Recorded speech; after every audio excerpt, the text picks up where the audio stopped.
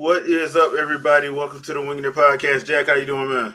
I'm good, man. Like I said, as you see, I'm using the Switch camera this time around because my Logitech just decided to say, it's time to go on home to visual Jesus. So, so I'll be holding this down until I get me a new webcam. But I'm good, man.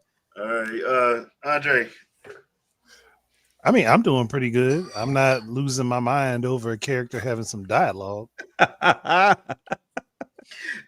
People, we will be talking about that, and we will be talking about that. But Taking yeah, away the mystique, Andre. yeah, Look, you have to get your shots off early. So yeah. I'm not going to look. If we in the Wild West, I'm not standing there waiting for you to pull your gun. I'm popping you first. Facts. I mean, but yeah, we're gonna get into that a little bit later. But first, just want to give our real quick thoughts on the Japanese state of play. Once again, we did a live reaction on that, and that was an actual. It wasn't bad in my purview. It was just one of those situations where I'm like, this more than likely could have been a couple trailers in an email, because once again, we do have the Keeleys coming up. So, and most of those games are coming over here. Yeah, that's the other thing. I'm like, all right, why are y'all? First of all, normally they don't show the Japanese stuff, the region stuff. They don't show over here normally. They keep it region locked to their specific region because certain stuff ain't gonna come. They purposely put all this stuff. They purposely put it over here. Which makes me believe all this stuff is coming in some way, shape, or form. So, personally, there was a couple things I liked. That Marvel Tokon game, which I know is coming. I'm pretty sure that's coming everywhere. And the Blaze Blue game, that upon another trailer that came out, it's confirmed it's a action adventure roguelike. Well, that was had so much potential. Had so much potential. That was it for me. Yeah. The Fatal Frame stuff was Fatal Frame. Yeah. I mean, it's Fatal Frame. At this point, if you don't know what Fatal Frame is, I mean, it's been around long enough. Yeah. So, and a lot of the stuff that was on there, honestly, probably should have came out in October, as they missed Halloween by like a week and a half. So yeah, that's what we were saying on the reaction that we did. It was like a lot of stuff would have fared better if they came out before Halloween. Yeah. But hey, who am I? Yeah, I mean, bro, at this point, I'm just like, okay, it is what it is at this point. But yeah, if you want to see our live reaction, it is, we got it in the YouTube list, so check it out if you want to see that. It is what it is. Any final thoughts on that? I mean, like I said, it's like you said, it wasn't bad. Yeah, it's just it could have been phoned in. It could have been a tweet. It really didn't have to be a whole direct. But I will say, after seeing it again and their big push at the end to kind of show you how a PlayStation 5 works and the controller works. Yeah. I'm curious as into why they did that. But then also too, from my previous, my video I just dropped on my channel, it seems like they're already preparing for this PC push, because they got the monitor now with the charge, like with the hook for the charging a controller. They already got speakers. I wouldn't surprise me if they come with their own share. Yeah, they're gearing up to get everybody pushed over to PC. I mean, at this point, they got to make money somehow. I'm with you. Yeah, they got to make money somehow. And as much as I wish that fan base would just back all they bragging up, they don't. No, they don't. No. They don't. Like, they don't purchase the games. I mean, it's not there. We said it with Astro Bot. We said it with Spider-Man 2. But then again, we also said Spider-Man shouldn't have had that budget was ridiculous. Yeah. They shouldn't have had that. But, it is what it is at this point. They got to make money. And for Microsoft and Sony, exclusives don't help them. Which is nuts. It's because and they only have themselves to blame. They only have themselves to blame because, one, the budgets are too big. They let their developers take 10, 5, 6, 7 years and overblows your budget because they have this grand vision that don't work. And then so they keep pushing the money into those games. Then when the games come out, there's no return on it. Right. So you have to go other places because going there, we spent all this money and we barely sold 1 million copies. Barely, if that. Yeah. And after doing all the marketing and stuff, we didn't even turn a profit in most cases. So there's that. Contrasted with, because people love to sit up and pretend like they people really do think that Legend of Zelda and Metro are going to be on PlayStation and Xbox. It's not. I don't pay no attention because they're just looking at the like a pattern that they're seeing, and they're not understanding that there's a cause behind it. Yeah, I'm like, it's not going to happen. And you say, well, why? I mean, everybody else do it. They need to get in line. No, they don't, because they actually make money off their stuff. That's why there's hardly ever a sale. And if it is, it's like 5%, like 5% off. Like it ain't much. It ain't much. Need a couple bucks. Yeah, but on the flip side of that, most people buy the game and don't complain about it. Like there's always going to be people on the line complain about it, but that ain't real life. So correct. Yeah. like another game we're gonna get into in a little bit. So I'm gonna piss some people off tonight. But it is what it is at this point.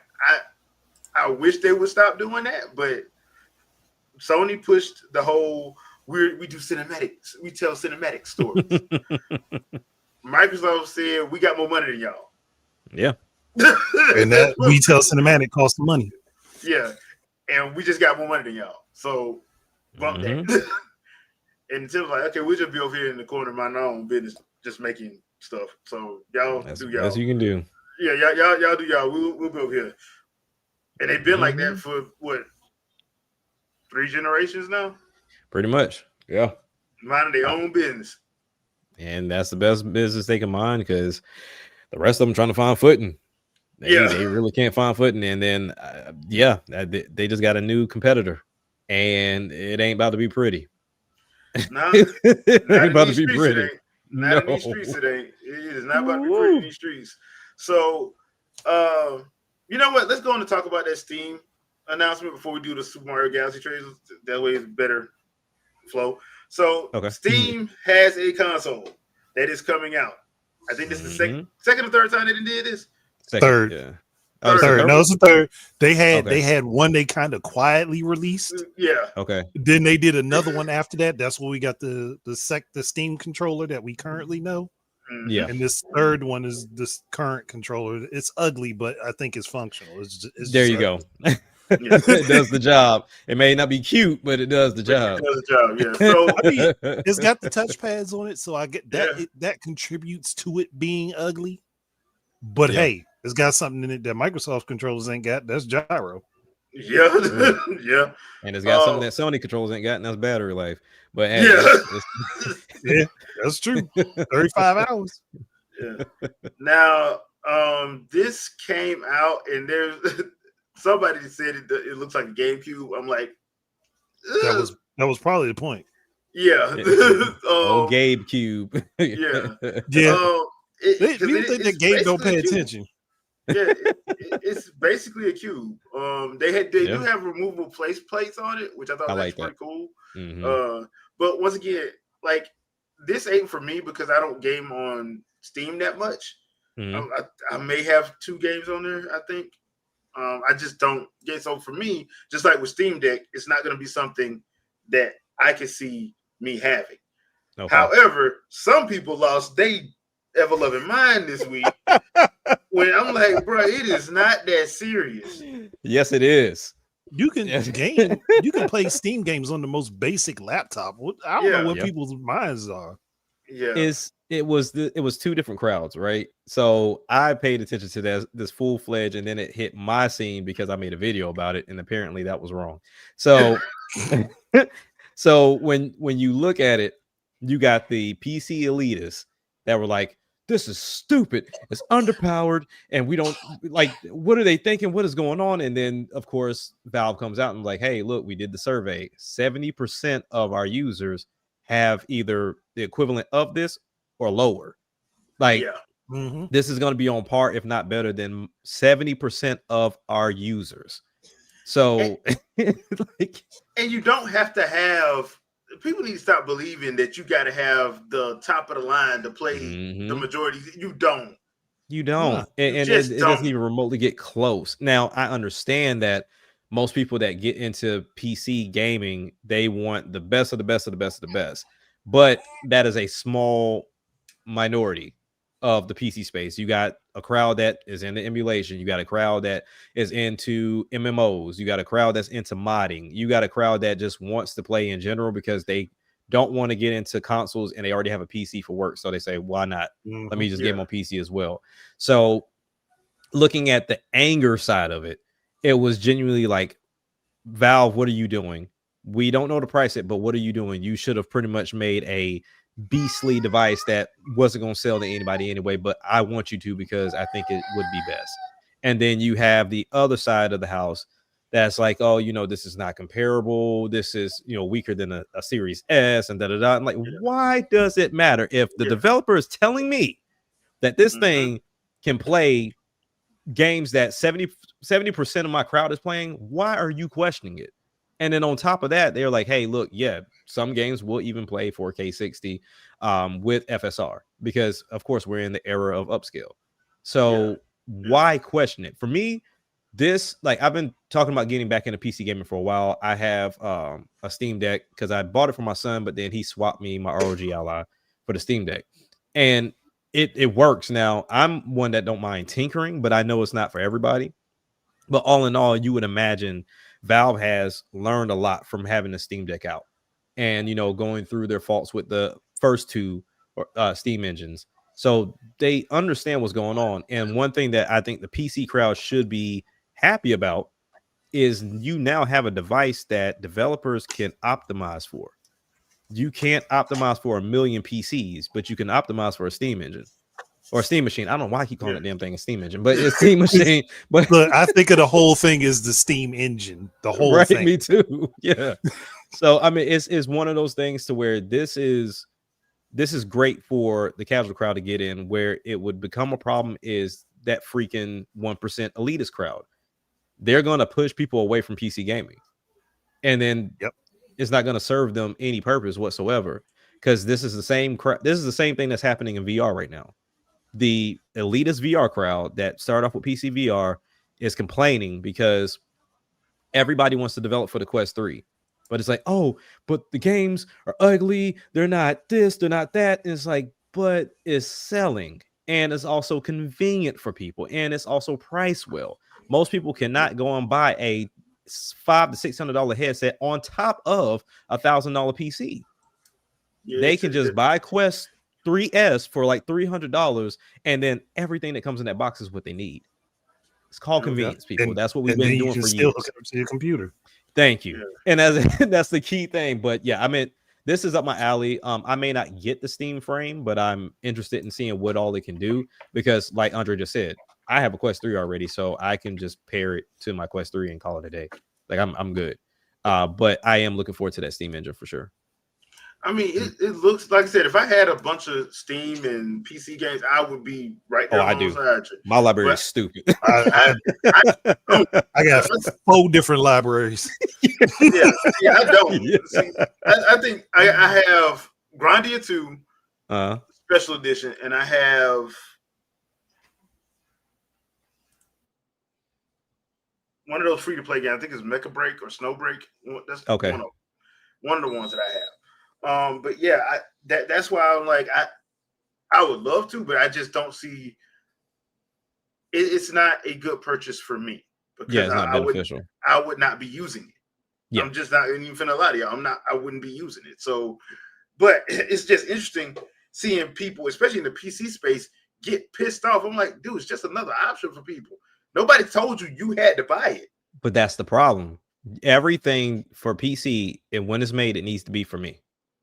And Yeah, like I said in my video, the PC crowd is the most selfish crowd.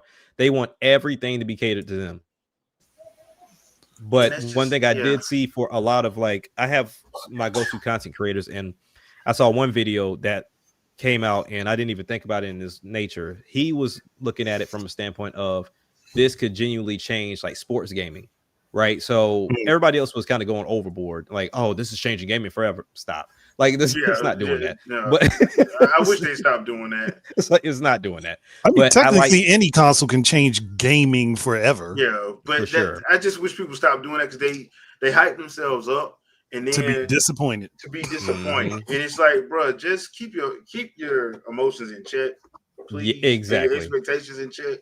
Now, for the sports conversation, I was like, he's valid because we're in the space, like we said, to where it's just 2K and Madden at this point. Like, and then you got your FIFAs, of course, but there are still crowds that heavily mod your NFL 2K5s. They heavily mod your old Maddens.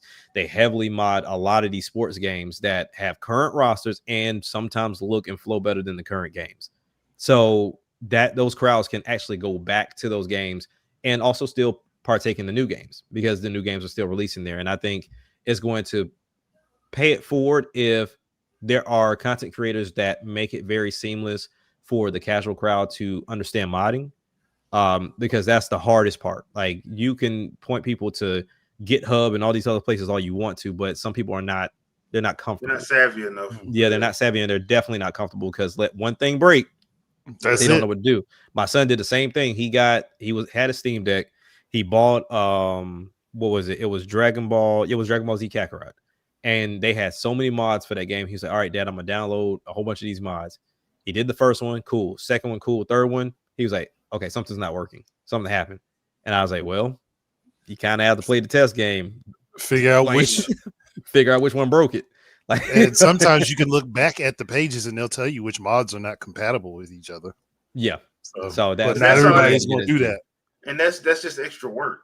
So it's very for something that looks cool, and it kind of goes back into the emulation side. Like, yeah, it sounds cool to say that you can play all Switch games on PC until you try to finish those games and you realize, you know what, maybe I can't finish all these damn games on PC because they're broken.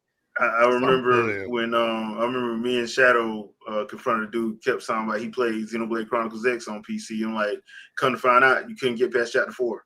You can't. No, like a lot of those games are like that. You can't finish them. Like, you can't. You only played like 3 chapters of the game, which means you didn't finish it. Which means, I'm sorry, but your opinion is irrelevant. Yeah, they're similar to like that. Like I said, it's the emulation crowd. I get it to load up. I take a picture. I post it online, and I'm done. And that's essentially what they do. They don't play the games. They just do it to say, look what I did. And it's like, well, hell, you talking as if you did the coding. You just downloaded something. You didn't do none of the work, bro. None of the work. So you downloaded it, changed a couple settings here and there, but that was it. Yeah. So you didn't struggle to figure out how to make it work. Right.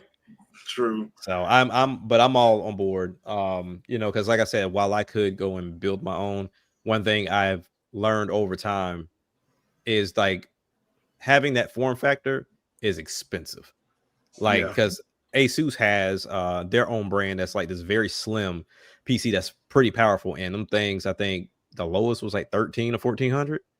So you're gonna pay for that form factor. So if Valve can figure out how to make this cheaper, I would say probably around $800.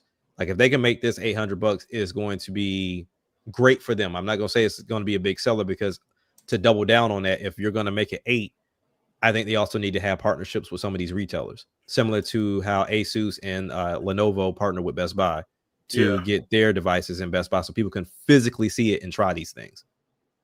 That's the other thing. Yeah, because I think at this point you're gonna have to, because that space is getting filled up fast.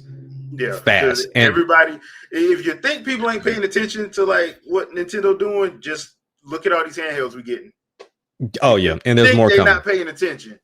For the people that say, Nintendo's irrelevant and all they do is make you the game, they anti-consumer and all this. If you think they're not paying attention, look at what's happening. Yep. And just to double down on it. Right. Yeah, you might as well say everybody anti-consumer, but to double down on Nintendo's inspiration that the masses go on. The hot topic and the hot pieces of device in retro handhelding right now are the 2DS clones. Yep. And the 3DS clones. The brick ones and the big brick ones in the fold cases. Yeah. Yeah, like because AYN Thor just dropped, and that is two OLED screens, and it looks just like the 3DS. Mm-hmm. And that's the hot commodity right now. And guess who ushered that in? It's just, but dual screen gaming is a problem. Yeah. People are breaking their necks for that device. Just to put this out there for y'all, dual screen TVs are a thing now. They are actually just like glasses, just like the glassesless 3D. Yeah, because Sony got pissed off because they was making money off selling those 3D TVs and them glasses, because them glasses was not cheap. No, them glasses was not cheap. And then Nintendo and Hisense put out Nintendo puts out the 3DS. Hisense put out they glassesless 3D TV, and Sony was pissed because now people like, wait a minute, I ain't got to spend all that money. I can just buy that. Yep. I will say the other thing that they did that I thought was funny when Nintendo did it was when they put Tekken the blood movie on 3DS in 3D. I'm like, y'all being petty. Now y'all just being petty. Hey, that's the best way to be honest with you. Because what was crazy too, like that Sony TV you're talking about, they had other functions to it that I thought was pretty cool. Like the fact that they were trying to, I don't know if they were trying to cure local multiplayer where you didn't want to like have people screen watching. But with those glasses, it was like, oh, I can see my side and you can see your side, which I thought was pretty dope technology. That was pretty cool. It's just it never went further than that. And the problem was that price. People couldn't afford that. That's the concept now that could be reused with VR though. Oh, for sure. Yeah, 100%. So that was the thing. Like like I said, the TV wasn't bad, but the two main problems was, one, 3D works best in the theater. Mm-hmm. And you'd have to have a setup for that. And number two, everything wasn't coming out in 3D. So even if the movie was out in 3D in the theaters, everything wasn't getting a 3D version on DVD, on Blu-ray DVD. It just wasn't. Those few and far in between. Yeah. So like the big stuff did, but everything didn't. Yeah. So basically it was essentially a waste of money. The bad thing is now that concept could be reused because people probably hate me for saying this, but that concept could be reused because of AI, because it could clone perspectives, and you could do it now, but nobody's going to attempt to do it, which is going to be the problem. You could do it now, though. Yeah, now. So, it is what it is. So, you know what? Let's have a little fun and just watch a trailer right quick. What's that? Watch a little movie trailer right quick. You know, because every now and then, we need to break the monotony of, foolishness by watching Jack Black. The picture of foolishness. Why they always want artists to be like this, man? No artists I know act like this. I know some violent artists.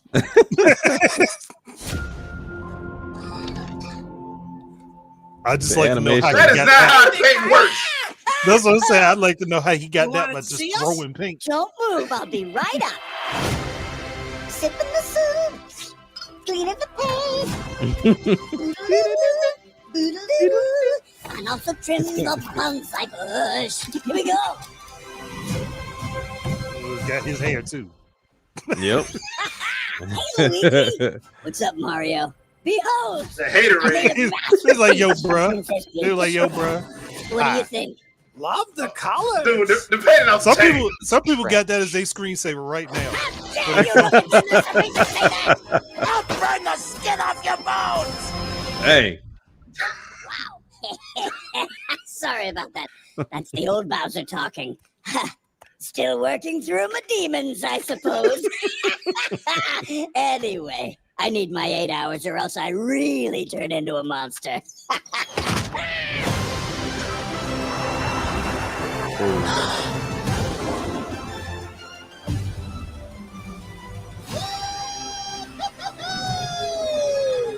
I don't know if I'd have been ready to jump on something I don't know what it is. Right. I wouldn't either. Oh, look yeah, at I the bet desert, y'all go you're ahead gonna and get do mad. This is definitely blending Sunshine and I'm Galaxy. Bowser Jr. Mhm. And I'm going to be taking my father now.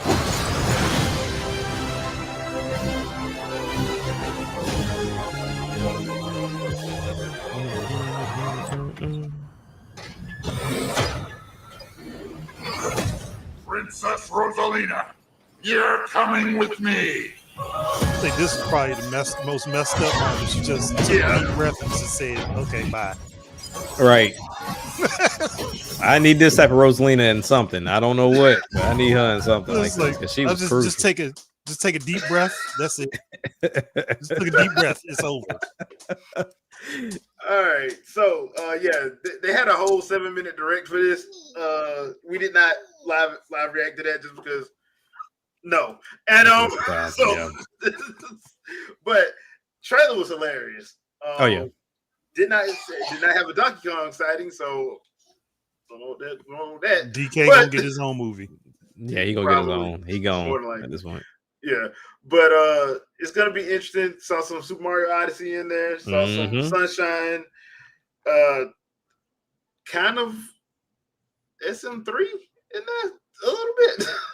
Yeah, Which they part? had bits and pieces of everything. You had some Super Yeah. Mario Brothers 2, 3, Yeah, so Yeah. Galaxy, Sunshine. yeah. So I don't have any clue how Rosalina fits into this, but I'm pretty sure it's gonna be funny as long as we get another Simp song for 2026 now, because we had the greatest Simp song of 2023. We need to follow up, featuring Chris Brown and Ed Sheeran. Chris Brown. And Ed Sheeran with Jack Black. Oh, Now I'm surprised though. I thought whenever Jack Black came on to introduce who was Bowser Jr., who's voicing Bowser Jr., I thought it was gonna be him. I thought he was saying he was doubling up. Yeah. Like, oh, it's me. Like, I'm doing both. like no, we're not allowing you to do that. We're not giving you 2 paychecks. We're not giving you 2 checks. No, You get one.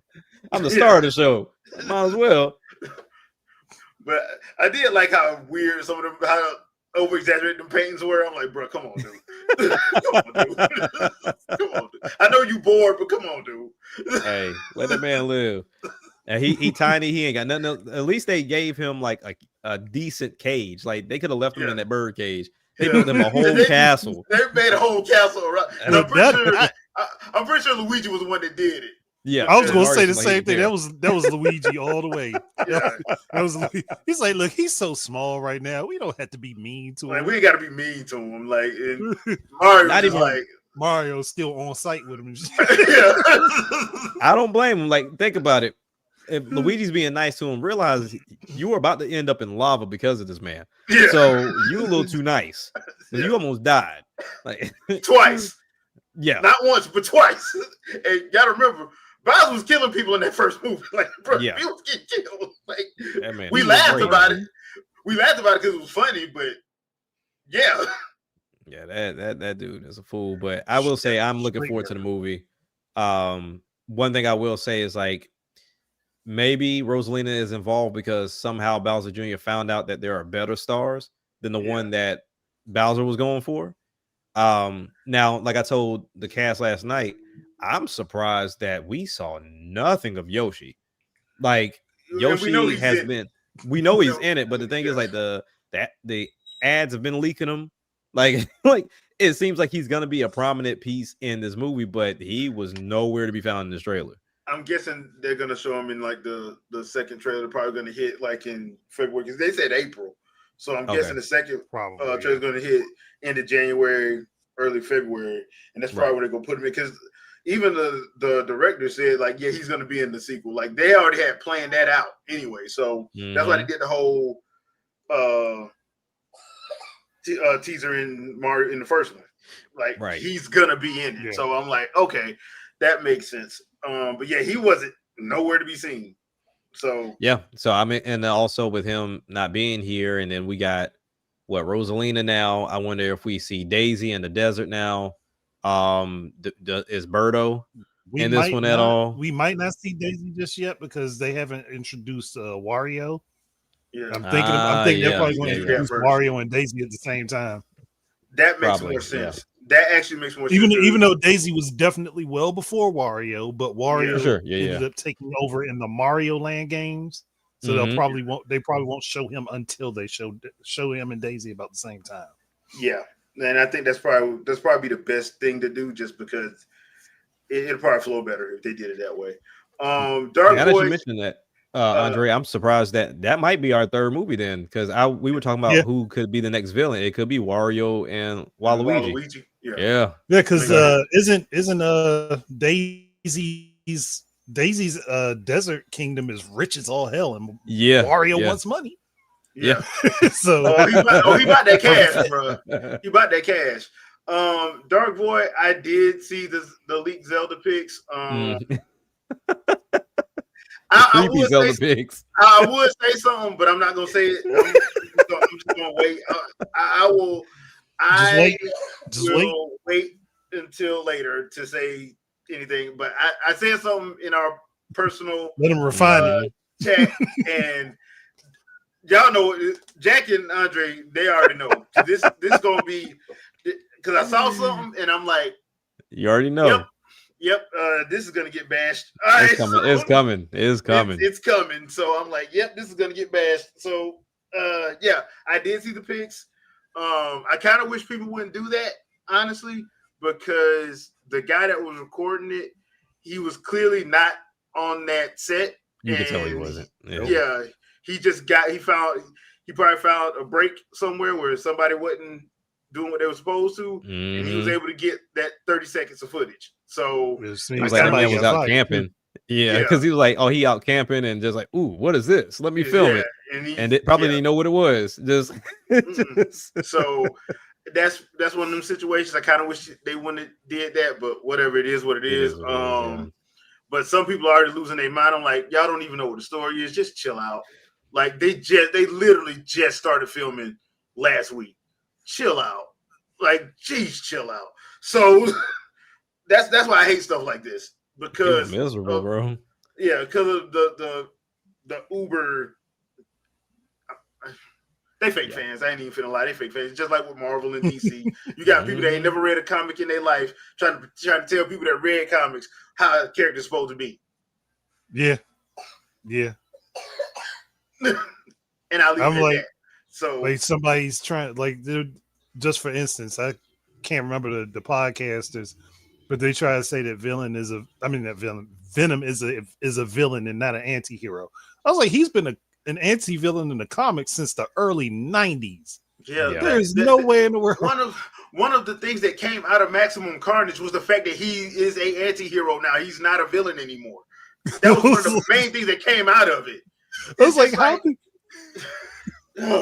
this was like, people like, stop trying to go by the movies, like, but that's how he was in the comics. That's not a movie thing, right? That's how he's been forever. It's like with people not understanding that Captain America ain't about America, and he hadn't been since like the mid-90s after Onslaught. But if you tell people, though, he's supposed to be about America, like, no, he ain't. No, this dude has not been, okay. He became Nomad for a reason. Yeah, there's a whole section. He will turn on the United States at the drop of a hat. If he feels like it need to be done, he gonna do it. All right. So that's why I'm like, y'all don't. But once again, you got people who do not understand that, and just So that's the problem that I'm at right now, because I'm just like, y'all seen 30 seconds. Y'all saw some horses. Y'all saw some people. Y'all saw some outfits. You don't know what the hell going on. Hey, I know what the movie's all about from that one clip right there. Yeah, it's behind some trees. Where we didn't even see them acting. We didn't hear the dialogue at all. Like it looked like there was nothing. it looked like they was waiting to start. That's what it looked like, because it looked like they were just okay. You remember what you got to do? Yeah, to where we gonna be at. That looked like what they were doing. It doesn't even look like they were doing nothing. Like, bruh, but you got whole diatribes of people like, and this is gonna be taken from Tears of the Kingdom, as you can see. Like, as you can see what, bro? As you can see what, bro?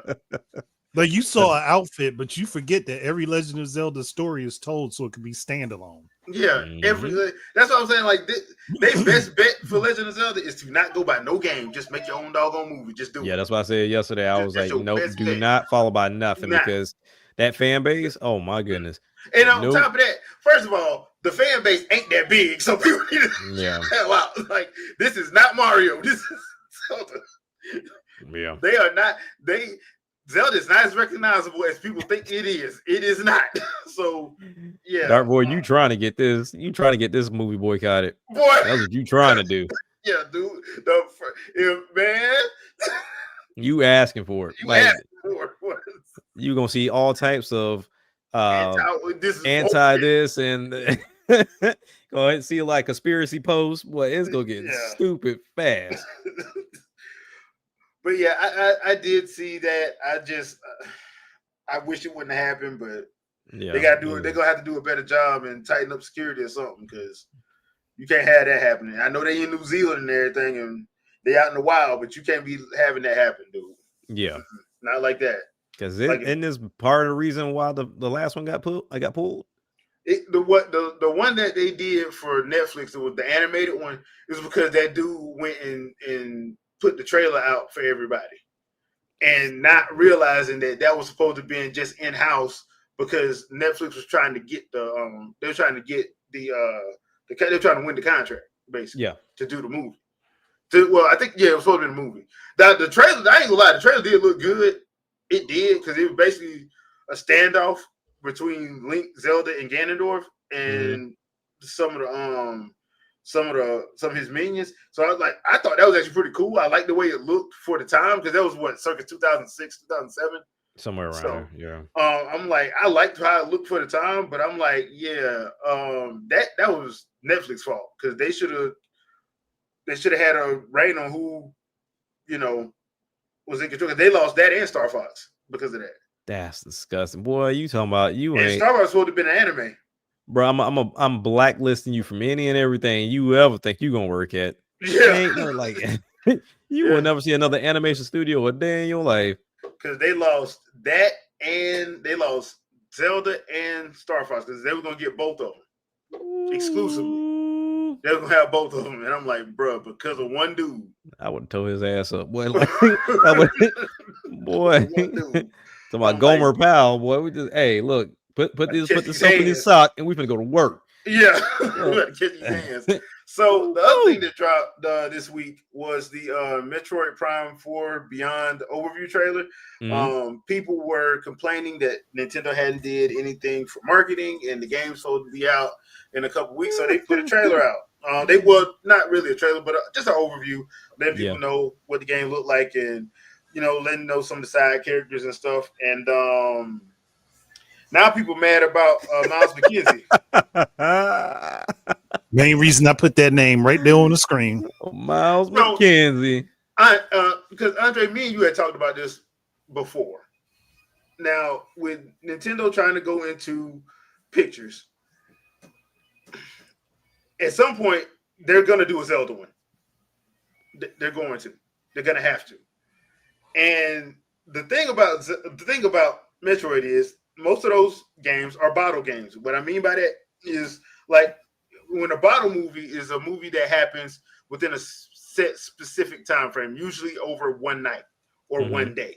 That's what they call a bottle film. Metroid games are mostly bottle games, which means they only happen within this set time frame on this set planet before she blow it up. That's not a spoiler, by the way. And it happens like that. So when you're playing the game, you don't need to have certain things in it, because it's a video game. You're getting you're performing the actions and everything. Movies are different.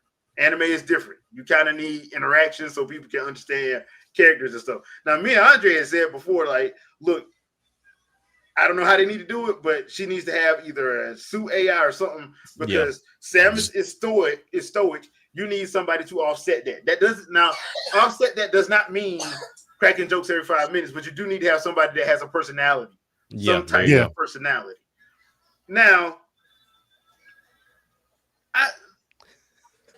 I don't even know what you're getting mad about, because if you played Metroid Prime 3 Corruption, they had the same. It did the same thing. They had NPCs that talked. This is where people ain't playing the games. Yeah. Oh, dude, trust me, because people have tried. Because I responded to one of Rob's posts, and I'm like, that's how I can tell nobody played the games. Everybody on there telling me, well, I played the games and they shouldn't. I'm like, no, you didn't. No, you didn't. Because you complain about corruption. Corruption did the exact same thing. You talked to the Federation. Federation was there. You talked to them. You interacted with the NPCs. There was voice acting in it. The only person who didn't talk was Samus. And my thing is, I'd have Samus talk, but I have her say talk in nothing but Chozo the whole time, just to piss everybody off. I would have it set up so that she speaks in Chozo because that's the language she prefers to speak in, and they have translators, and they have to wait for the translation to come through before they can respond. Yep, that's how I do it. I mean, she's spoken dread. Look, if I'm going to troll, I'm going to troll the whole way through. You got to commit to it. I'm going to commit fully to it. Yeah, you got to do it. So that's the thing. I'm like, she does need some type of, because I was saying it should be the dude from the M. Higgins, the big black dude that was her homeboy, the only one that actually talked to her and she would actually not be pissed about. Like everybody else, she was pissed at. Everybody else, she was pissed at. She was not pissed. He was the only one that could straight up talk to her. She'd be like, you know what? You're right. Yeah. You're right. That's what I'm saying. Like, bruh. That's what I'm like. I be mad at you. Yeah. So that's what I would have did. I'd have that because of the simple fact that, like, one, you've already established that this character and Samus are cool enough to where she would actually not act up with him. That's one way to put it. Yeah. And the other way is and the other thing too is she actually listened to him and like they was cool. They was cool. So I would do it like that. And then that way you can have a character that has a personality that can offset Samus's stoicness, because Samus is stoic. She just what she is. And I even saw one thing where somebody was like, I didn't know Samus was that tall. Like, Samus is supposed to be 6'3". She's gonna be like 6'3", 190. Like, y'all do she up there on height. Like, y'all do realize that she's like, she got infused with, when she took that Chozo blood infusion to save her life, that's what changed her DNA. Yep. So she hadn't been fully human since she was 4. That's crazy. Because of Ridley. Because of Ridley. Ridley sold his own fate. Yeah. So now Ridley pulled the Zeus before Zeus. Yeah. So now I'm very open and saying like, hey, I'm very, very casual in that Metroid space. So I'm always able to come to y'all and ask y'all a question on certain things as like a casual and somebody that's not into it, but I try my best to get into it. So when you look at Metroid Prime 4, from my understanding, this essentially is kind of like a reboot. No, it's actually continuing. From what they're doing is continuing. They finished the phase on story. They're going into another story. This probably, if anything, is probably, and I hope this is true because I did read. I forgot where that article was on. I'm hoping this is actually like lending more credence to the whole finding out more about the Chozo and who all they was interacting with. Okay, yeah, because I was be another alien race that disappeared because the Chozo ain't going nowhere. Yeah. They just the Federation don't know where they at. Yeah, the Federation don't know where they at. Like this planet, these people supposed to be actually extinct. But from what they understand, from the understanding is the Chozo did interact with them, which means gotcha. Okay, that could make it that could possibly be one of the reasons why Samus is able to adapt and actually can be able to do stuff. Gotcha. This Yeah, is 'cause the another trilogy set up. Yeah. Okay. Yeah, because the reason why I ask is because you saw a lot of people asking that question of like, hey, do I need to go backwards Not before I really. even touch this? No, And then everybody was like, every no, Metroid, because most Metroid games recap the previous Yeah. series of important events before you go on. Yeah. People got to stop that. Yeah, the only thing with Prime 1, 2, and 3 was they were doing lore dumps to try to get people caught up to tell the actual background story. That's what they were trying to do. Okay. And people still didn't do all the scanning or pay attention, so it didn't make a difference. Yeah, it didn't make a difference. It really didn't. Gotcha. And that's why they was complaining, talking about they wanted full voice acting. That's why we got Other M, and then they got mad about Other M, even though Other M is a great game. That combat system, I still want that. I just want to do the wrestling moves. I think that game really, after going back and playing that for the first time, that one would fare a lot better nowadays with a standard control setup. Yeah. Because I think the biggest problem for Other M that people, other than people just honing in on Samus monologuing to herself, is just that it was we remote focused. Yeah. Not everybody can make that adjustment. I can understand that, but once you got it down, it was actually seamless. Yeah, it's not hard to do. It's just it's not. Yeah, it's just not preferred. One of those things. A lot of people fight against themselves instead of doing what you would think would naturally come to you. They'll fight against doing the physical motion. I mean, we saw what happened with the Star Fox Zero. You had grown men couldn't play that game, and then I'm looking at my 7-year-old nephew at the time, and he's like, "Uncle Jay, this is fun." I'm like, "You can have fun, but this grown 35-year-old man from IGN can't have fun."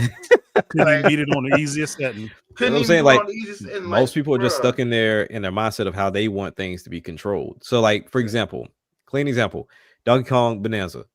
The way they have that set up, it works is smart. You want to punch up, press the button that's up top. Want to punch forward, press the button on the left, bottom, whole 9 yards.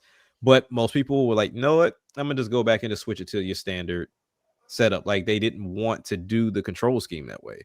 And I'm like, well, they kind of set up perfect for a reason, but once again, I mean, trying to get people to change or conform is almost impossible sometimes. Yeah, it is. But that's why I was hoping, and the other thing too, I was hoping they would do when the Metroid Prime 1 remaster came out, because there's a rumor that 2 and 3 are done. But I was hoping they would release 2 and 3 before 4, just because I think they will probably fare better with a multi-control scheme. The problem with corruption is basically straight up, because it was used as pretty much a performance piece for the Wii, showing what you could do with the remote and chuck, basically. Yeah, because that was what 2007. Yeah, 2007 when corruption came out. Because it came out. I think it came out a week after Halo 3, which was awesome time to be alive. It was awesome time to be alive, because I was eating good on first-person shooters that month. But yeah, like, that's the only one that would probably need like control change. And I think that would be easy to do, because of the simple fact that you already had the format with the GameCube controller anyway. So it's not like they're using a whole separate engine either. It's really ain't. Yeah, it's the same. Just important the controls. Yeah. So I mean, it's one of those situations where I wish they would have did that, because then people who claim to have played it but really didn't can actually play it like they did with the first Prime, and then they would get mad, telling themselves, because, oh man, why we gotta do all this backtracking? I thought you said you played Metroid Prime. That's a Metroid game, bro. Yeah, I thought you said you played Metroid Prime. Because one of my complaints with 1 and 2 is I wish they would do something where you could do fast travel or something, because like you basically have a 16-hour game that's stretched out to 30 because you got to walk. All right. Because you sitting there hoofing it. And 3, they did a better job with that, because they did allow you to like jump halfway between the stage at points with your gunship. But I'm like, bro, that ain't the same. The other thing though, I thought the overview trailer did a good job of like actually telling you who all about to die. Because all them dudes talking about, man, I can't wait till I get home and see my kids like you did. Yeah, I can't wait. When I get home, the first thing I'm gonna do is take a long needed leave. You're dead. Yeah, you gonna have that. You gonna permanent leave, bro. Permanent. So I'm like, yeah, You're gonna they find doing a your good body job- somewhere along the way. They doing a good job telling us all the Federation dudes about to die. 'Cause Right. it's like it's 5 of y'all, 3 of y'all already told us you gonna die in the train. It's like that. What was that Simpsons episode where they were showing Grandpa in the in World War II, and dude was on the boat talking about, man, I can't wait to get home to my sweet Sylvia. Got shot. Whoa, That's great. whoa. Like, so yeah. Oh man. I love that, but yeah, I enjoyed the overview trailer. I'm looking forward to playing that game. I'm pretty sure that Viola's gonna be the reason why we get around places quicker. Mhm. I also got a theory about the whole Viola bike system. Mhm. Now, people have been saying they want vehicle combat in Metroid for the longest time. Mhm. And this is, to me, this is them being able to do a performance test on how it having works. a vehicle move in 3D space to be able to use it to move on to be able to use like her gunship or say a later game down the line with her newer ship. Yeah, because At least that's my theory. I would love for them to actually do flight missions, but that's just me. I would like to do some. Yeah. space I missions. want to see some space combat in Metroid because there's no way all of her fighting is on the ground. Yeah. Yeah. There ain't no way somebody saw her flying around in space. Say, hey, look, that's Samus's ship. Let's go murk her. There ain't no way nobody did that, especially next time. Hold on. Don't murk her. Wait till she get on the ground. Then we'll jump her. Like, what? Wait, why? Why? Hey, like, you got a bigger target in space. Like, what you, Look, man. Meta Ridley that's is some still in. that's some Meta Ridley Frieza logic there. Meta Ridley is still in the back to take. All right, Meta Ridley's still in the back to take. He ain't fully ready yet. We just wait till she get on the ground. We all jumping together, right? Right? Everybody go. No. I'd be the one right there at the console, like, hey, we got rockets, we got lasers. She Let me don't hit see them us rockets coming. first. She don't see us coming. We can just hit her with this now and get this over with. In some kind of way, she'll still survive all of that and bring them to a planet and blow it up. So, Mhm. but yeah, I'm looking forward to Metroid Prime 4. Honestly, a lot of this negative discourse, I'll say it like I said when Dread come out. A lot of y'all don't play these games, They and don't. stop acting like. And we need to stop pretending like this is a fan base on par with like Pokemon or like Not Mario. even close. No, this ain't even No, close. it's not. It's Not the actual fan base. No. Yeah, like people ain't gonna be buying this. Like y'all thinking, you got people thinking that it's gonna be like 10 million sold in one day. No, it ain't. No. No, it ain't. Because Yeah, I would love for Metroid to get to that point, but it's not there. But it's not there. Like So the it's Prime just- games, what's the best one? Prime 1 is the best selling in one? my opinion, Prime 3 is the best one. But No, I mean best selling. That's what I meant. to say. best selling, I think, is Prime 1. Yeah. Okay. I want Prime, to say the first Prime is the best selling. yeah, because then I think 2 and 3 are It's- not far apart. it's- Well, they're all it's not Prime far 1. apart. Yeah, It's Prime, then 3, then 2. 2 is Yeah. the worst selling out the group. but let's be real. They're not that far apart. All right, like people No, do not they're not. understand that it's not that far apart. Like by not far apart, I mean in some cases I think what it was like 100,000 Mhm. was Yeah, was originally I space. think it was. Yeah, And I think they count the trilogy separately, so you wouldn't Yeah. count the individual sales for each of those. yeah. So Okay. yeah, and I 'Cause- think because Metro Prime 1 did sell a mill. So did 3. I don't know about 2. I don't know. I about think 2. 2 made it over 1 million. It made it over Yeah. 1 million. It's showing that it went over 1 million. So Okay, so based I off just of couldn't if remember. AI is to be trusted, Prime sold 2.8, 2 sold 1.1, and 3 sold 1.4. Yeah, that's And about then right. Yeah. That which sounds is about right.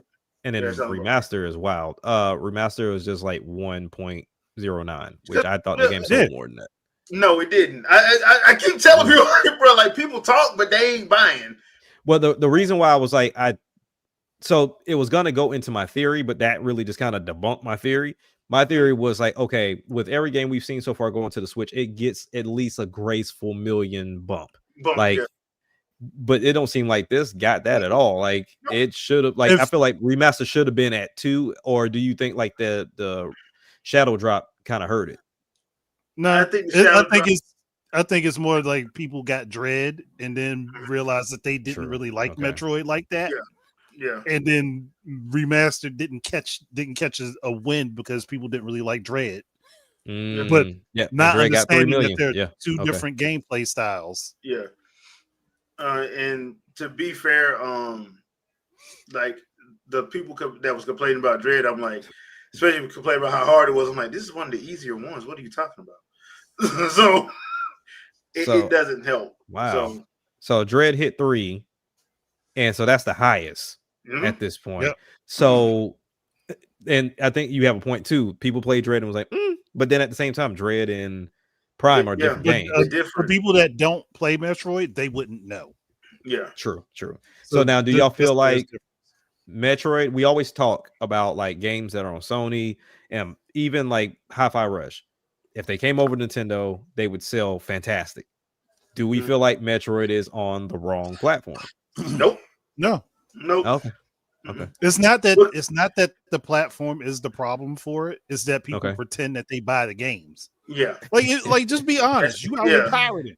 Tell the truth. Yeah. You pirated. Or you bought it used, and they don't count those. They don't count used sales. Like I remember having this discussion with somebody, and he pulled out his game and like, no, I support. There's a big used sticker on it, and I had to explain to him, like, no, you only supported GameStop. You didn't support them. You supported GameStop, right? And they don't understand that. They think because they bought the game, it counts. It don't count like that. That's why a lot of companies want you to buy the game digital or not. They don't want you to. That's the explicit reason for DRM. Yeah. It is because they don't want you to resell it. And that's why I personally always thought it would be better for the companies to have a buyback program themselves where they can buy the game back and then resell it. Nintendo was doing that for a while.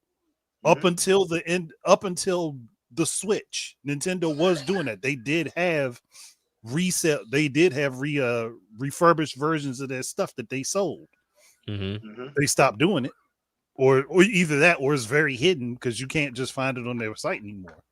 Yeah, and I completely understand that, but it is what it is. I think the thing that hurt the remastered one was that and the taking so long for the physical, because most people that do buy, they wanted the physical copy, and I think the physical copy was like 5 months after it released. I'm like, bro, y'all can't take that long. I waited. I got it for $20. I mean, I waited, but I bought both. I double dipped. So yeah, I just got the digital. Yeah, so, I double dip. So that's one of those things. I mean, there's a lot of issues with that. But the other thing too is, like I said, like it's not Mario. It ain't gonna sell like that, and people need to because Dread wasn't gonna sell like that. The only reason I think what happened with Dread was a lot of people got stuck with their mouth. They got stuck. They were like, well, I'll buy it if y'all put it out. And so we did. Well, right. One thing, J2, the only way that would work out that way is if they played Prime Remastered. They played Prime first, and a lot of people didn't.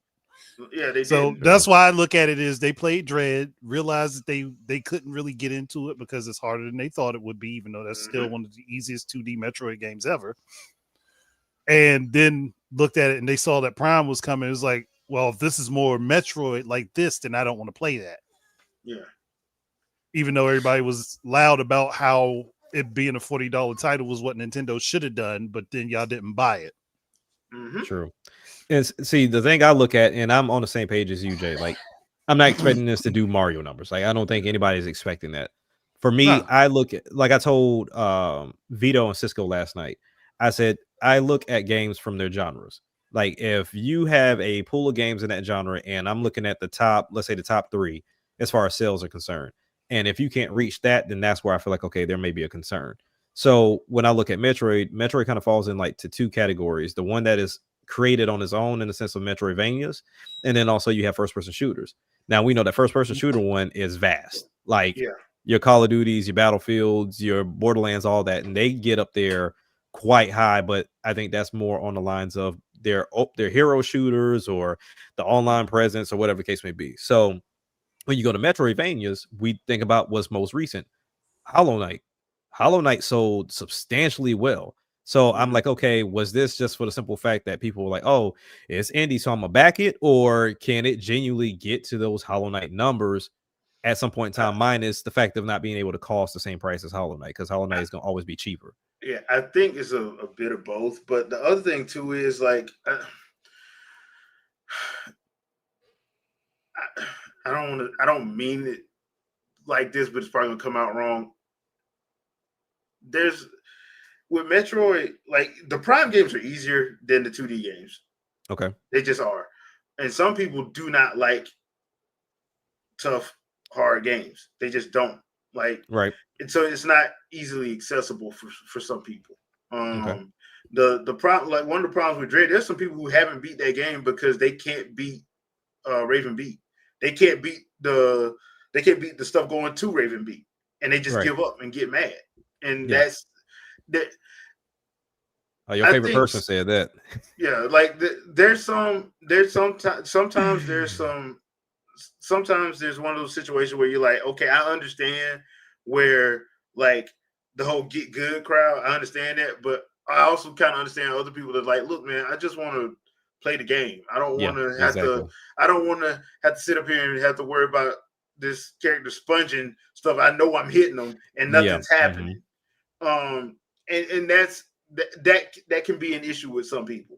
The thing, once again, the other thing too about the Prime series is you have to do a lot of scanning. You do a lot of scanning, especially if you want to get the full story, especially with 1, 2, and 3. You have to. If you don't, you're not going to get the full story.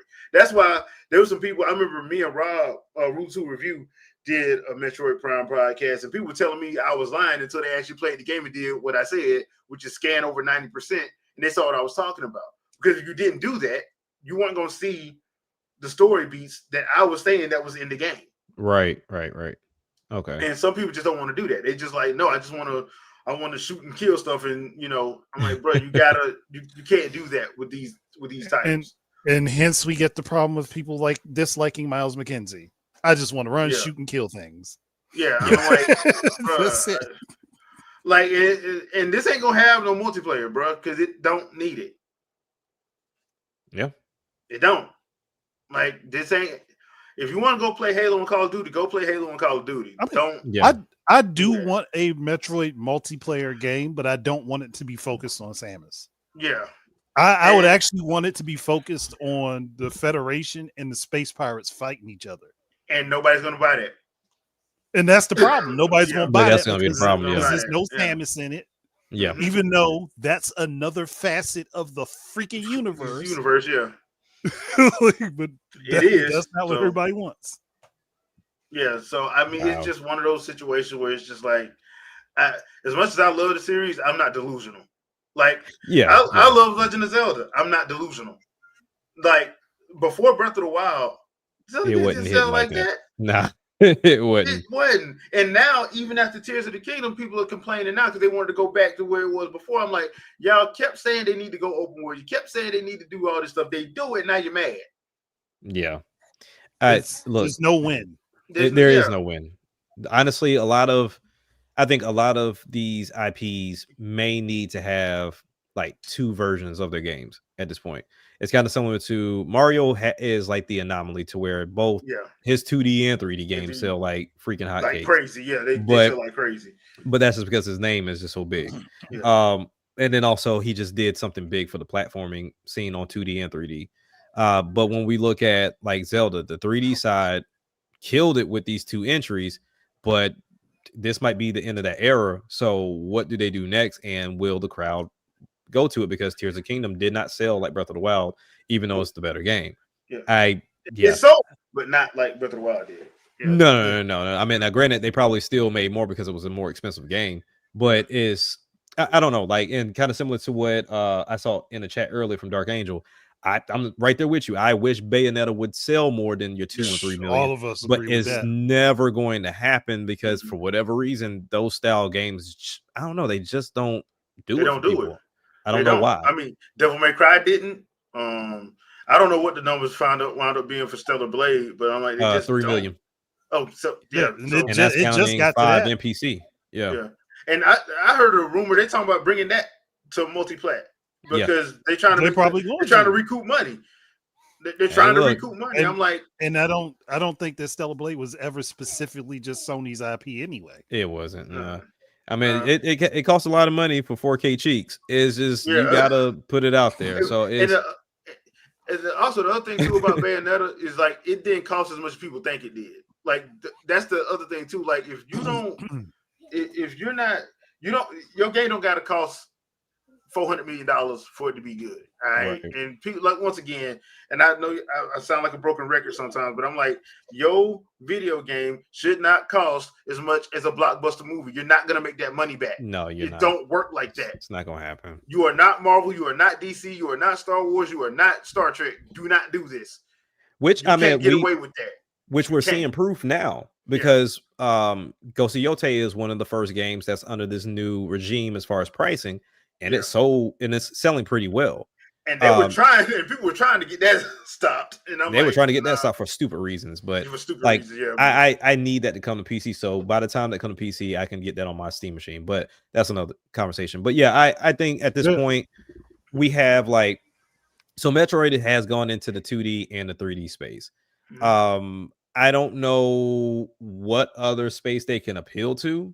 Because like I said, I look at the games that are successful that's in the first-person shooter genre, and those are online hero shooters, battle royales.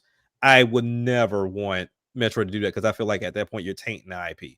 But it's got to be with Halo. It'd be the same thing that happened to Halo. You don't want it. You don't want that. If you put that, you don't want it, and so that's where I'm like, all right, cool. Sometimes things may just be best where they are, and obviously Nintendo's happy with it because they keep putting money into it. So maybe our expectations are just, we want to see the game succeed. So it's always from a place of positivity. But it's like, hey, look, maybe it's just fine where it is. And while we always would love to see it do 20 or 30 mil, maybe 3 million is just where it needs to be. As long as they make profit, they're good. That's it. Thing. Yeah. You just got to make profit. Like there's a lot of these games don't make profit. Yeah. Or it's very minimal. Yeah, RJ, you're right too, and that's another thing that people got to get away from too. It's like, oh well, this sold this. I'm like, well, if it's always on sale every goddamn 2 weeks, they're not making their money because, like, you got to remember, a lot of these games should be charged at 90 and 100 and 110, but they're not. So. I look at Devil May Cry 5 and I'm like, it got to 10 million units just now, but that game was constantly on sale for $20 and $30 a pop. Hell, I got it for $20. Man, I got the 20 and the DLC. So it's like, like it's because Capcom's always throwing sales. That's it always works. So did they make profit? Probably. I mean, at this point, they should have. They should have, but we don't know though because we don't. No, we don't. Yeah. And you got to remember, they don't. I don't think they add marketing into the whole thing until afterwards. Right. So yeah. So it's just Capcom and Ubisoft and all of them, they give their games away. And then, like you said, even with Devil May Cry 5, as long as it's been out and with all these sales, they should have recouped something by now. But ultimately, when those games, everybody should have, but understanding that, hey, you put a lot of money in making this multi-plat too. So it's not like this was just one platform that they sold to. It took them all platforms to sell this damn game. Sell that, yeah. So it's crazy, but like I said, I think we've just gotten to the point to where we would love to see our favorite games reach that anomaly, right? Because 3 million, 4 million, that should be the norm at this point in time, and we just want to see it do a lot better. So I mean, I understand that 3 million is fine. It's just I would love to see, as much as this game gets talked about and as much effort as Nintendo puts into it, I think Metroid should be right up there with at least Kirby. I would love that too. I didn't got to. I've made my peace with it. I'll put it like that. I've made my peace with it. And that's all that matters, really, with the fans. If the fans love what Nintendo's putting out, I think that works best because honestly, when you get a lot of sales, you then bring in the people that are disingenuous and they're now asking for you to make changes that they genuinely don't even care about.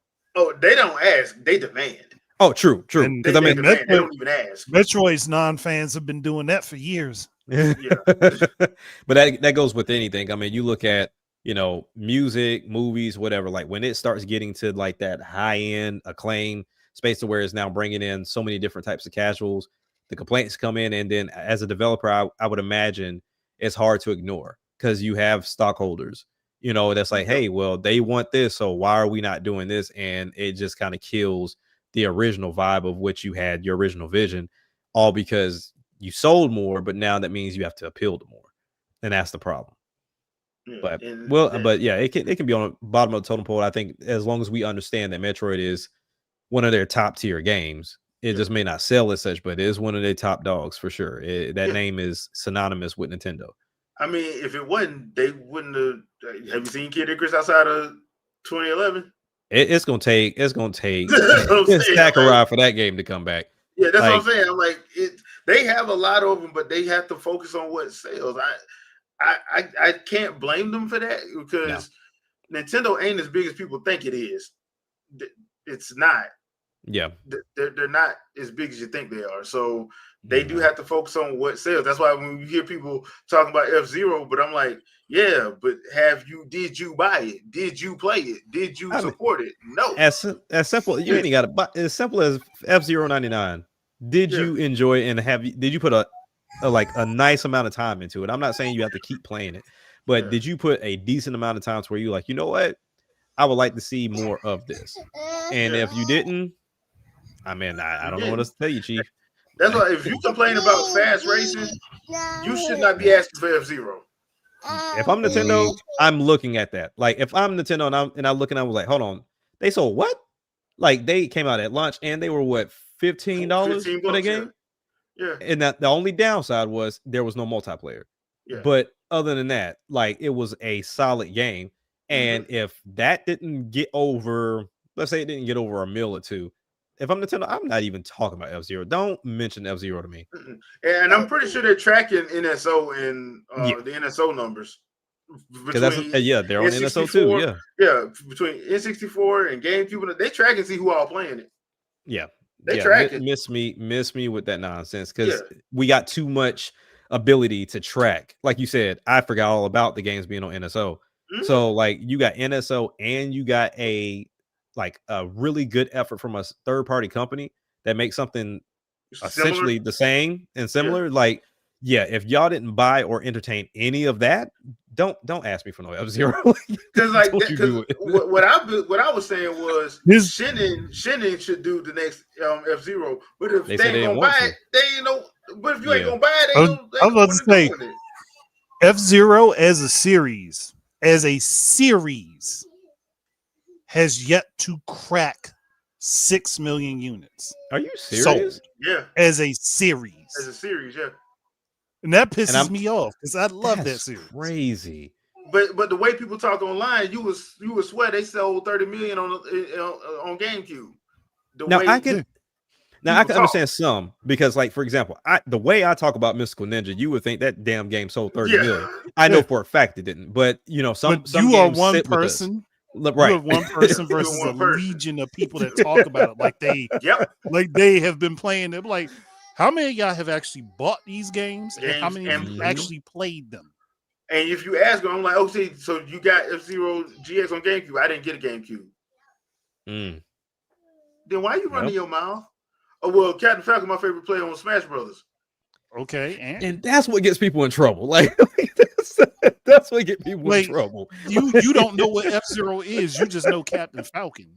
That's different. That's not the same. Okay. But I mean, in a way, it's great advertising. But don't claim to be like this diehard because you like the level and the effort that Sakurai put into it. That means you just never played the game. It's the same crew with Star Fox. Star Fox is like they're tied to 64. Like 64 is on their hip. And even though, if I'm not mistaken, y'all correct me if I'm wrong, they said that Zero essentially was like a remake of 64. Yeah, it was a remake. It was a remake. But 64 was a remake of the first one, and then Zero was a remake of 64. So, I need Nintendo to do something different. Damn. Yeah. Well, because that's why I was like, and Dark Boy, thank you for saying that. Golden Sun is another one. Yes, another one. Yep. But the thing, like, I love Star Fox on Dinosaur Planet, Adventures on Dinosaur Planet. Yeah. Please put that on the NSO, by the way. And Armored Assault. Mm-hmm. Like, those two were awesome. They didn't sell like that though. Yeah. And So, like I said, and like what Wade said, I'll give some people due diligence in the sense that they didn't even know it existed. Because like some of these games, like for example, I didn't know about most of like F-Zero until after I got older, because I only knew of course, the Super Nintendo one. I knew of, I think that might have been it. And then I got a little bit older. And I was like, oh, they had a whole slew of games I didn't know. So but when I did find out, I went back and I bought them. But like I said, that's not going to be everybody, because you'll have that group that they love what it could be, but they can't afford in their own head to go backwards, because it's like, oh, those graphics, ill. It's not current. It's not modern. That's the worst excuse, because we still got games coming out now that use those same graphics. Sure do. Basically, yeah. And I don't hear nobody complaining about it, but whatever. Honestly, the only way stuff like this is going to sell, and I'll be completely honest with you because I've seen a trend of it. We have Star Fox, which is kind of like an on the rails dogfighter in a way. Mm-hmm. We have Metroid, which is Metroidvania. And then you have what was the other one we just mentioned that don't sell well? F-Zero? F-Zero, yeah. F-Zero, Golden Sun, hell, all of them. But like, I think genuinely what you have to get back to is going to have to be the indie crowd. Because even if we talk about Golden Sun, it's not like a 1-to-1 representation, but Sea of Stars showed you like people will go crazy for the game. And but I think it's going to have to be on the smaller crowd that isn't in that AAA talk space. Because the moment that you start getting in that space, people start doing weird stuff in that area. It also depends on what team you get to make it to. So that too, I would, that too. Because I mean, we look at what .emu right now; they're essentially carrying the beat 'em up series by themselves. Yeah, them and Lizard Cube.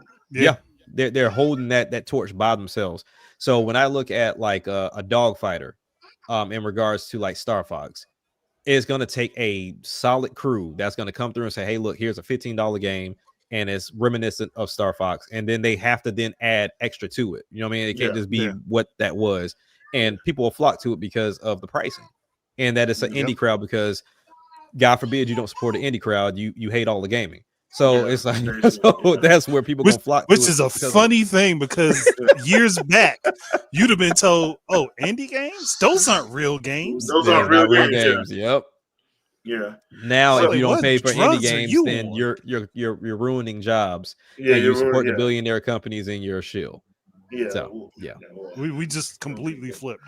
And Dark Angel, I agree with you. That is something I found to be highly funny myself.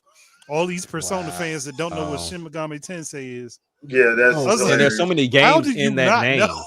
Yeah, like even like the Devil series and all that. Like I found out about those games.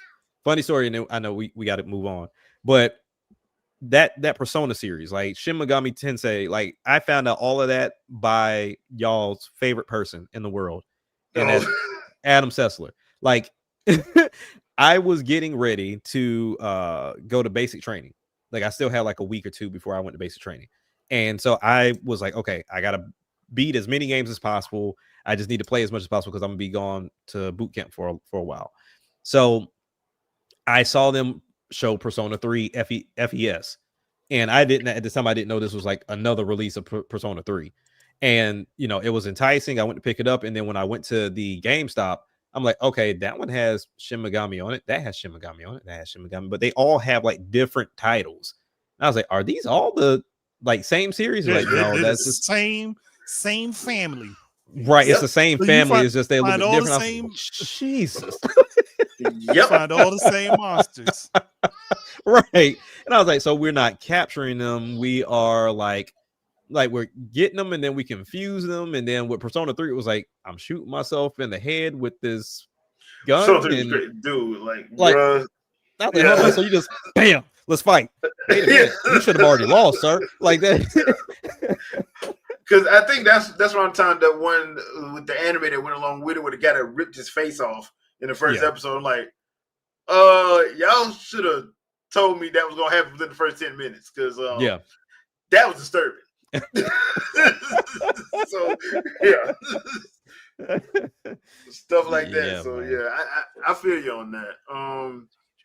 Okay, before we get out of here, we do have to talk about this Pokopia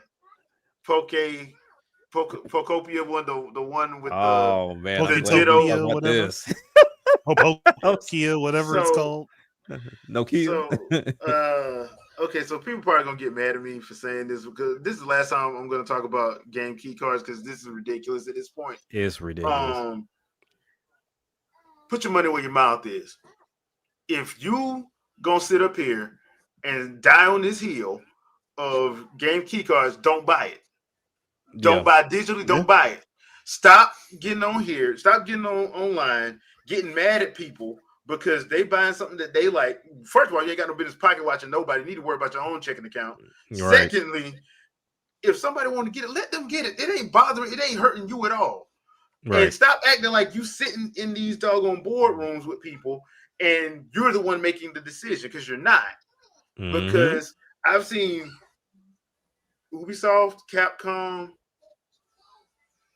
and there was another developer come out and say the reasons why they went to game key cards. They're all different reasons, but they're valid reasons. Mm-hmm. So if put your money where your mouth is. Now, the other thing too, this is a Pokemon game. Nintendo don't own Game Freak.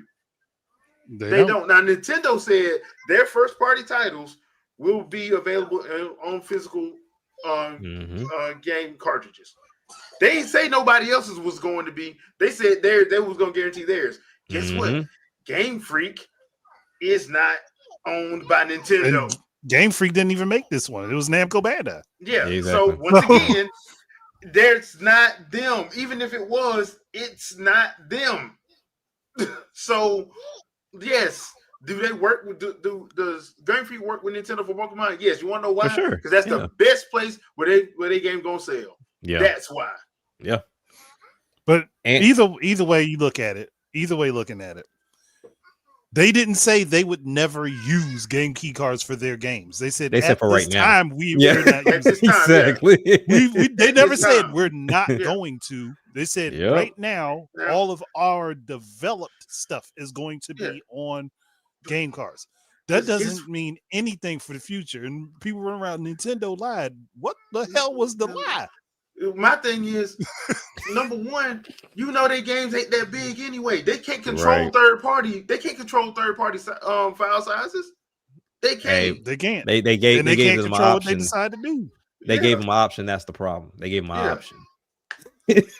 Okay, so should people be mad at Sony and Microsoft because third parties took the option to have not every game, but have a full Blu-ray and only put a little bit of the code on the Blu-ray, so you have to download the rest? Yeah. So I mean, or my personal favorite, when they put a code inside your box and there's nothing else in there. Somehow that? That's better than the game key card. I'm like, I can still resell the game key card. I can't resell the code. Yeah. Exactly. Not that I would anyway, but I'm just saying, like in general. Yeah, well, I would. If you really don't like game key cards, just like Jay said, if you don't like game key cards, do not purchase the game. Whether you purchase it digital or not, don't purchase the game. Just don't buy it, because you're not sending the message you don't want the game, because the game sales are still going to be up, which is going to tell them one way or the other this still worked. Just don't buy it. If you are that gung-ho on it, oh, and this is a Nintendo fanboy saying this, if you are that gung-ho on it, do not pay for games that have game key cards. But this is what y'all forgetting. This is what y'all forgetting. Y'all forgetting one key component. If this game looks like something I want to freaking play, how am I supposed to deny it? How am I supposed to deny it? Deny it. Put your money where your mouth There are plenty of games. There are plenty of games I want to play that I will not touch because of things that the companies have done that I disagree with, and I am not buying those games at any point in time. That's an integrity issue on yourself. If you can't stop yourself from purchasing something because you have to have it, that's a you issue. That's not the company's issue. That's a you issue because you have impulse control. Yep. Problems. Yep. I would be that's- more upset. I'd be way more upset. I pick up my box like with freaking Doom, that Doom collection for the Switch. You pick up your box, open your box, and it's just a code in that motherfucker. That right there is disgusting. That, what they that charge pissed me too, off with that collector's edition when I got it, and I opened up the case thinking I was at least having one game on the card. No, Nope. I just opened Yeah, up. that You was just get the disgusting. code for all the games. So like, why did you? What was the point of having these cases? What's the point of having the basic and then the steel case if there's Yeah. nothing to put in them? There's nothing to put in it. Yeah. Like, no. Now, one thing I found that was hilarious, like people were gun ho. Like when we saw that this was a game key card, they were like, we saw the original trailer for it. This ain't my cup of tea. Like some people was like, nope, this ain't for me. So this was an easy win. Easy no. It was a $70, which that threw me off. But then I saw the second trailer and I was like, okay, no, I'm not confused anymore. So they saw the second trailer and they were like, damn it. Because this game is a fusion of Animal Crossing and Dragon Quest Builders. Yep. Two very popular games. And then now you add Pokemon into the mix. That's hard to leave alone. Now the only thing that would keep me away from it is that freaking Ditto face.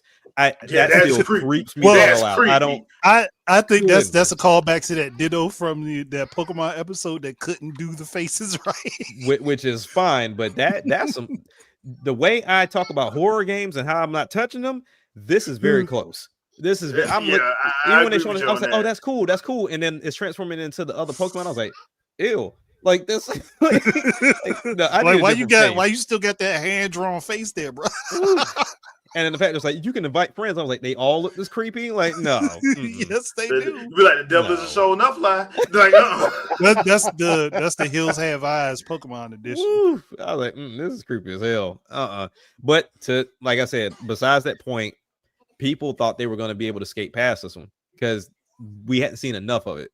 Then they saw it, and it was like, like, all right, I might have to pick this up. Like, you can't. I wasn't interested in it in the first place for me, so it don't make a difference. Yeah, it don't make me no difference. But like, it's just one of those things of look, they showed you a game, and now you like it, and you gonna have to eat your words. Yeah. Either you get the game key card or you don't, because a lot of companies gonna test y'all. For example, Resident Evil. Resident Evil is going to be a test. I want to see how many people stay away from it. That's been Resident Evil. Clamoring for it. Let's see if you stay around. Yeah, you getting it? Yeah, that's what I'm saying. I'm like, that's why I said like I don't have a problem with people having a difference of opinion. My problem is when you keep sitting up here and harping on it, but you have no resolution. Yeah. What's your solution for it then? Oh, you don't have one, but you want to keep going back and forth with people. Like, if you're gonna tell me 2 + 2 = 13, I'm just gonna let you have it at this point. I'm not arguing with you. I'm not arguing with you, and that goes for people that know me that have been on this podcast, and that if you're gonna down that hill, by all means, they can be on the one. Watch Highlander. I don't know what to say to you because to me, it's not that serious. It is not that serious. It's like video I said, games. And I one more point I want to bring up for this because I know people have said it and other people say, well, it's not the same thing. If you have a Steam library full of digital games like I do, thank you. You should not be complaining about game key cards at all. You should not at all be complaining about game key cards.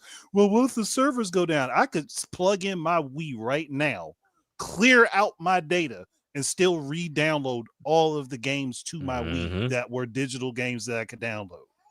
Yeah. So until the problem becomes an actual problem, let's not assume it will be. And that whole idea of what if they take the servers down, you'll be in the same position I'm in, because if you bought that game on a physical disc, that game ain't on that disc.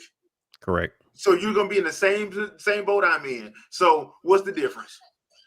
I'll say this too. Like, if you live by whataboutism, don't buy any games, period. Because what if I get a PlayStation and it doesn't turn on? What if I buy an Xbox and the hard drive dies on me? Like, what if something breaks in general on my Switch? You know what? Here's the what if that actually has happened. I bought a game and the company shut it down on their side and I couldn't play it anymore. That has happened.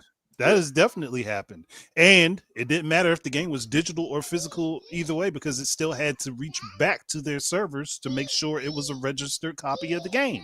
Yep. So either way, you still in the same boat. Yeah, we're all in the same boat. So that once again, like I said, if you love physical, hey, I ain't hating on you, but stop with this narrative. Just stop, because like we've said this time and time again, when you looking at Activision's Call of Duty and that game is 315 gigs. Yeah.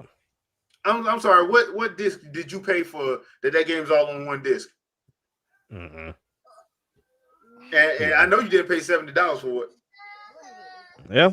You can stop with that lie. There's so many things. So many things that could go wrong, and even like the Concord situation, that right there, I think that's justified. But but that's so rare. You know, that's so rare that you don't see that happening that often. But you know, this talk about servers and that going down, like just be thankful that you're alive to even think about that long. So enjoy the game for what it is, and then go about your day. Like I don't understand that, because that lets me know a lot of the people that are talking about it, y'all not playing. They don't care about playing care. the game. They just care about talking about it. Yeah. And that's I like playing and talking about them. Because even as a collector, right? Correct me if I'm wrong. As a collector, 9 times out of 10, you're just going to see the spine of the case. So the dialogue in the front shouldn't matter. So like I'm not understanding this confusion. I'm really not. But you know, hey, look, that's why I stay away from it. Yeah, I don't know any game collectors that actually face their games out frontward. I've never seen that. I've only seen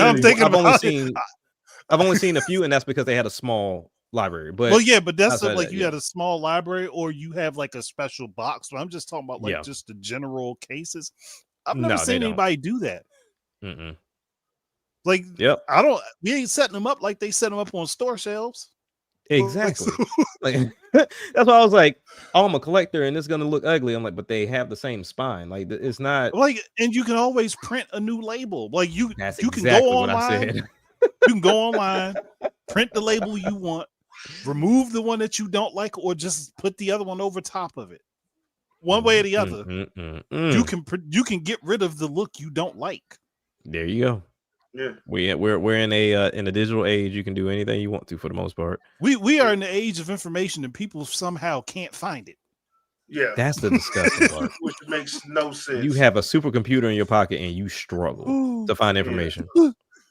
But you can find out if you wanted to find out what Kim Kardashian had for breakfast. You could, amongst other things. But you know, that's what I'm saying. You can find what you want, which that's why I'm like, at this point, it's just. It's just, to me, it's too much complaining about nothing. Because most of these people complaining, most of these people doing videos, most of these people going at it with people on X or Twitter, whatever you want to call it, they ain't gonna put the money where their mouth is at the end of the day. Nope. They're not. As soon as they find something they like, and like you said, Resident Evil Requiem, that's gonna be we're gonna see. Oh, we're gonna see. That's gonna do numbers, boy. That is gonna do numbers. We're gonna see. Now, if Square wisens up and puts the Kingdom Hearts games on the Switch too, you know it's gonna come in the key card. Yeah, ain't no way they ain't doing that. They were bold enough to do a cloud, so you already know what time it is. They bold enough to charge you $90 for cloud. So yeah, just disgusting. So I mean, and isn't Final Fantasy VII Integrate's coming. Yeah, Integrate's coming in January. Isn't that going to be game key card? Yeah, that's too big of a game. Yeah, that has to be game key card. That's 90 gigs, dude. That has to be a game key card. I'm just saying.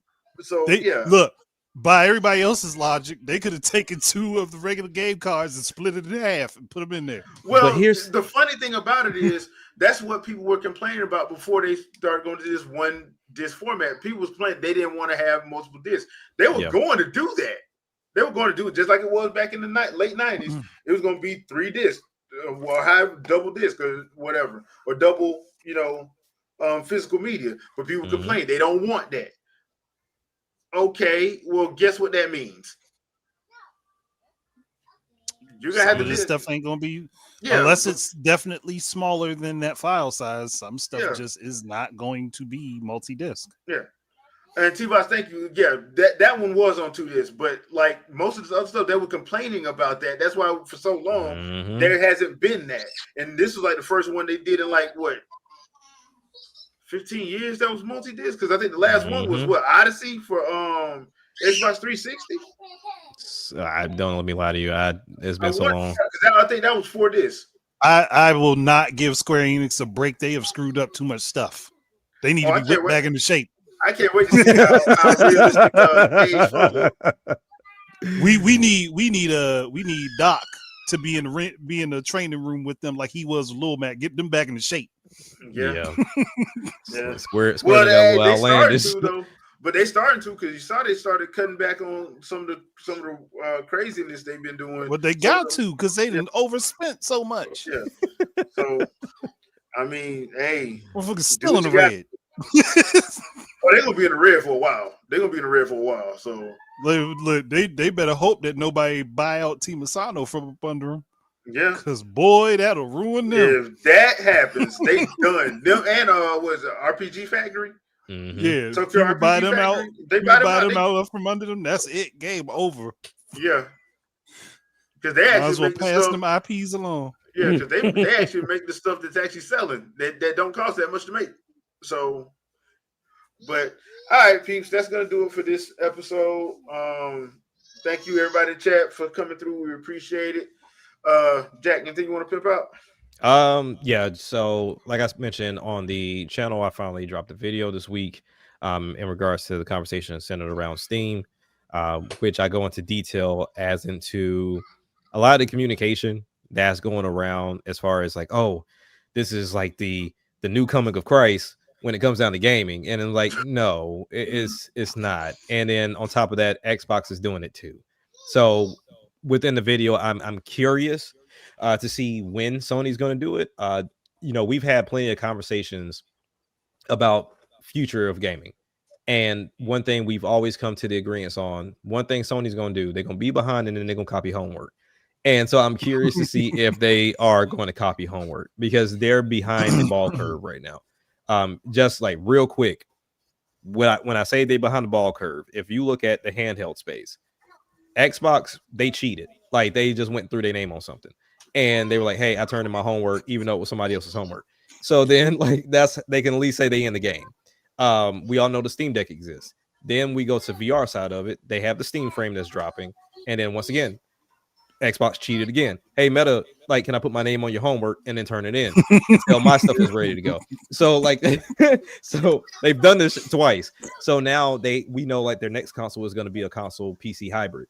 So they're just trying to make sure that they're in the existence until their main product is ready and go, which I'm worried, because we've never seen a Microsoft handheld product and we never seen a Microsoft VR headset. Because typically Microsoft doesn't do hardware, they do software. So this is going to be interesting to see what they do. But then as far as Sony is concerned, the PS6 is meant to just be a console. Their handheld is meant to just be a standalone handheld. And their VR is, well, it's there. So I'm curious to see how this all works out. But nonetheless, check out the video just to get my full viewpoint and opinion on how this whole thing plays out in the end. All right. Andre. I don't have anything right this moment, but I got a couple ideas. I'm probably just run through real quick while I'm trying to get this other video to fully process. So I got some stuff I might just put up just for fun, just to mess with people. Sweet. All right. I got a couple of vids coming out this week. Age of Imprisonment inspired or from. What difficulty are you playing on? If you don't mind me asking. Normal. Okay, I might need to switch to normal. Yeah, just switch to normal so you get your level up. Because it's taking way too long. Yeah, like, way too long. Yeah, I just do the because I make sure I do the experience plus buff it before every mission to get my experience up. I try to get that thing all the way over to the max, and then somebody at the camp. Yeah. Okay. And then I just just do that, and that way it won't be bullet sponge. Because once you get your level up, like I just did the Crimson Omen fight where I fought the Dark Construct, and I was like 15 levels ahead of him. So gotcha. yeah, just do that. Also, tomorrow is the Game Awards nomination show at noon EST, which means since I'm home tomorrow, I will be doing a live reaction like I did last year. Oh God, pray for me. Oh, but yeah, I don't know why you do it to yourself. got to, man. Getting ready for the Achilles. We're getting ready for the Achilles, man. Got to. So This reminds me we of the got Dundee look. You got to know the appropriate alcohol to pair with the roast. You do. Like It's always high though. It's always high. I'm gonna have pineapple juice and Jamaican rum this year. So Jeez. that's what I'm doing. Yeah, you Hey, ain't look. playing no games. I might have a couple things I might just put together for myself. I might just mix my own drinks. But I want to know what I'm gonna have. I want to know how I'm going to feel for the mix that I'm going to make. Basically. So yeah, we do have that tomorrow at noon EST, 9 Pacific, 9 a.m. Pacific. So I will be going live probably around 11:45. So yeah, if you're free, if you're at lunch or whatever, come through. I think last year was only like 30 minutes, so I'm not expecting it to be that long. Mm-hmm. Expecting it to be like another 30 minutes, but yeah, Jeff Keighley did say on X on Saturday that they were doing the show on Monday. So yay, we're gonna find out what we're gonna be looking at for the road show. The reaction show this year. So, our annual reaction show. So that's what it is at this point, because it's not there to see who wins the awards, because it's always a shit show every time we look at it. Hey, look, as long as the big homie Joseph there, I'm good. He got to have another moment like he did last year. Yeah, because last year was hilarious. Where he made the cameraman put the camera on his children. That was hilarious. So look, even if he's there solely because he tells us like, "Hey, Split Fiction is going to get like a Nintendo Switch 2 edition," like I even if it's just that, I need him on screen. Yeah, and the Muppets. I need the Muppets stage. too. Yeah, I need the Muppets. Yeah, because look, it took a minute for the Muppets jokes to warm up. It took a minute for their jokes to warm up. They ain't coming back. Now, you saw Jeff Keighley's face last year. They ain't coming back. Nah. Bring back the personal torture chamber. Come on. Nah, he ain't bring doing them that. back. Because you can tell, like, when they said, I forgot what they said, but he looked at it like that. Wasn't on this. Nah, yo. That wasn't on them cue cards, homie. That wasn't on them cue cards at all.